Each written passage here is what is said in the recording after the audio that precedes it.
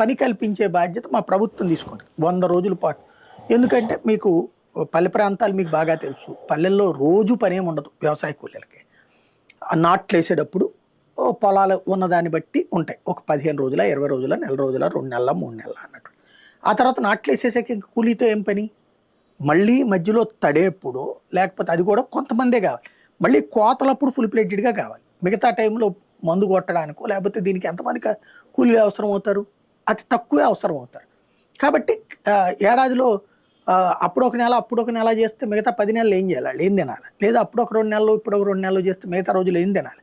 ఇక్కడ కాబట్టి ఇంకో చోట పని ఉన్న చోటకి పోతూ ఉన్నారు. అలా పోయే వాళ్ళకి వాళ్ళ ఊళ్ళోనే అంత డబ్బులు అంత పని చేయించుకుని అంత బియ్యం ఇవ్వటం. అది ఉపాధి హామీ పథకం మొట్టమొదటి పెట్టినటువంటి. దాన్ని ఆ తర్వాత పనికి ఆహార పథకం నుంచి ఉపాధి హామీ పథకం అని మార్చారు. ఉపాధి హామీ పథకం నుంచి నరేగా అని పెట్టారు. అసలు గాంధీ గారికి దీనికి ఏడు సంబంధం నాకు తెలియకడుతాను. గాంధీ గారు చెప్తే ఆయన చేశారు. ఇది అటల్ బిహారీ వాజ్పేయి టైంలో ప్రారంభమైనటువంటి ఉపాధి హామీ పథకం. అది పనికి ఆహార పథకం. దానికి గాంధీ గారికి ఏంటి సంబంధం? కాంగ్రెస్ వచ్చి ఆ పేరు పెట్టేసుకుంది. ఏంటంటే ప్రధానికి గాంధీ అంటే అదేదో నిజంగానే ఇందిరాగాంధీ, సోనియా గాంధీ, రాజీవ్ గాంధీ అన్నట్టుగా.